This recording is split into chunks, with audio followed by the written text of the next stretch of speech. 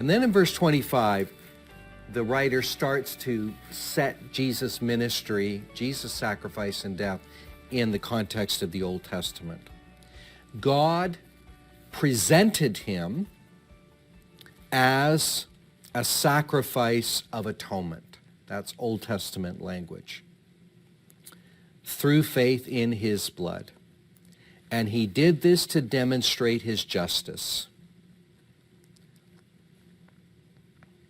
So God is going to put things to right because he's a God of justice. Action must be taken. And what is the action that is taken? Well, on our behalf, God presents Christ as a sacrifice of atonement. When people would go to the temple to present a sacrifice for the atonement for their sins, they would, in effect, present what their sacrifice was.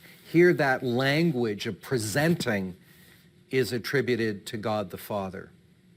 He presents Christ as a sacrifice of atonement. Now, normally, it's the person who needs forgiveness that does the presenting. But here it's God doing the presenting. He doesn't need forgiveness. But he's doing it on our behalf.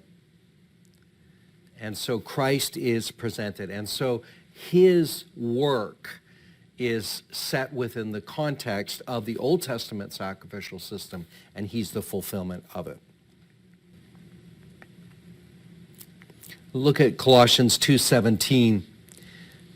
Referring to the Old Testament sacrifices, these are a shadow of the things that were to come. The reality, however, is found in Christ.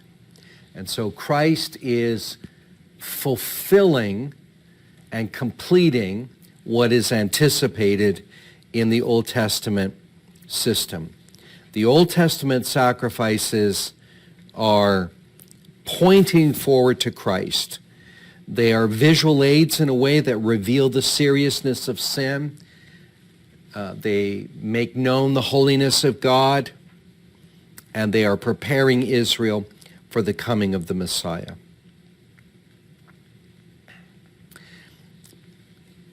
Now Christ's sacrifice stands in contrast to the Old Testament sacrifices in a number of ways. One is that not only is Christ the sacrifice, one big difference is the sacrifices of the Old Testament were animals. Here it's a human being. But not only is Christ the sacrifice, but Christ is also the high priest who is offering the sacrifice. Christ is not being executed against his will. He is offering himself. He is surrendering himself as a sacrifice. Look at Hebrews chapter 9, 24 to 28. This passage really makes this clear. Starting in verse 24.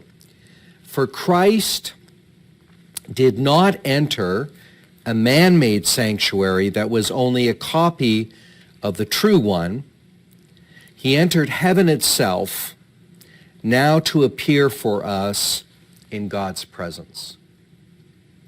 So in the Old Testament, under the Old Covenant, there was a temple, an earthly temple.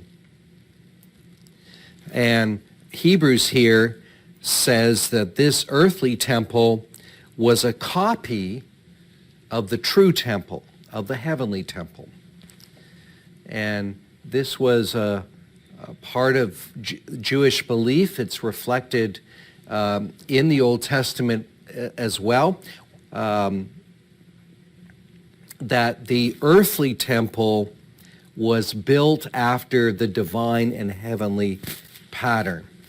Moses is given very specific instructions on how to build the temple, its dimensions, its rooms, and so forth. So the belief was that this temple, the earthly temple, was a replica of a heavenly temple. And here that is reflected in the writer of the Hebrews. And the high priest would take the sacrifice and would enter into the Holy of Holies, would enter into the innermost, holiest place of the temple and offer the sacrifice. But the writer to the Hebrews tells us how things are a little different. 24 again. Christ did not enter the man-made sanctuary. That was only a copy of the true one. But he entered heaven itself, now to appear for us in God's presence. Another difference in verse 25. Nor did he enter heaven to offer himself again and again, the way the high priest enters the most holy place every year with blood that is not his own. So again, under the Old Testament, the Day of Atonement was repeated every year. Again and again, sacrifices were offered. It's almost like that annual sacrifice paid you up for another year. It's like paying your rent a year in advance. So I've got a year's rent, I've got a year's atonement, but then you have to do it again. So the work of atonement becomes an annual reminder. The Day of Atonement becomes an annual reminder of our need for atonement. But Christ's sacrifice is not like that. Christ's sacrifice is once and for all. Verse 26, if Christ was operating like the Old Testament, then Christ would have had to suffer many times since the creation of the world. But now he has appeared once and for all at the end of the ages to do away with sin by the sacrifice of himself. And just as man is destined to die once, and after that to face judgment, so Christ was sacrificed once to take away the sins of many people, and he will appear a second time, not to bear sin, but to bring salvation to those who are waiting for him. So he draws a parallel to death. Everybody dies once. I mean, that's the norm. I guess there's a few exceptions. There's a couple of people that, die twice, perhaps. Lazarus died twice. And there might be some people who, through, dramatic medical intervention, maybe brought back to life. But the norm is that we die once. We don't, keep going around and around and around. And in the same way, Christ is not offering himself over and over again. His sacrifice is sufficient. It is complete.